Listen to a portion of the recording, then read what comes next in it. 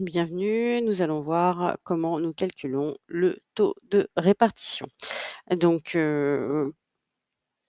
d'abord, je vais vous expliquer rapidement ce que c'est qu'un taux de répartition. Le taux de répartition, en fait, c'est une fraction.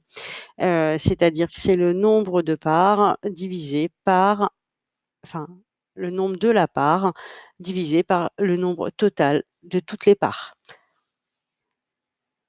Ici, je voudrais connaître le taux de répartition de 2019, d'accord, des ventes des boutiques de 2019. Donc je vais insérer une colonne et taux de répartition.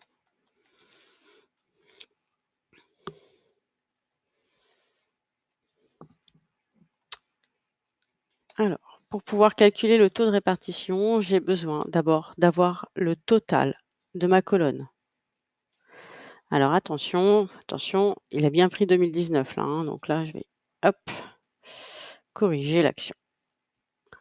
Égal, donc le taux de répartition, c'est-à-dire un pourcentage, hein, tout simplement, c'est donc la part divisée par le total. Pourcentage de décimale. Attention, lorsque vous allez faire descendre, vous allez vous retrouver avec 10 zéros. Pourquoi? Parce que ici, il est descendu et là, il est descendu. Et oui, c'est le pouvoir de la poignée de recopie. Dans Excel, il existe une fonction qui vous permet de figer, c'est-à-dire de mettre en valeur absolue, comme appelle ça Excel, un des éléments du calcul. Pour ça, je vais me repérer avec la couleur. Donc le rouge, là, il ne doit pas bouger. Donc je vais me mettre dessus et je vais faire F4. Cette fonction permet de figer une cellule.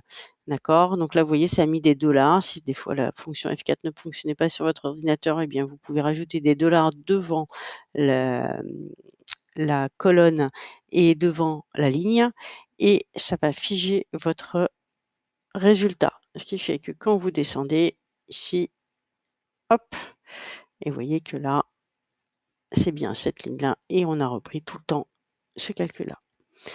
Cette histoire de mettre en valeur absolue est très utilisée dans Excel. Voilà pour le taux de répartition.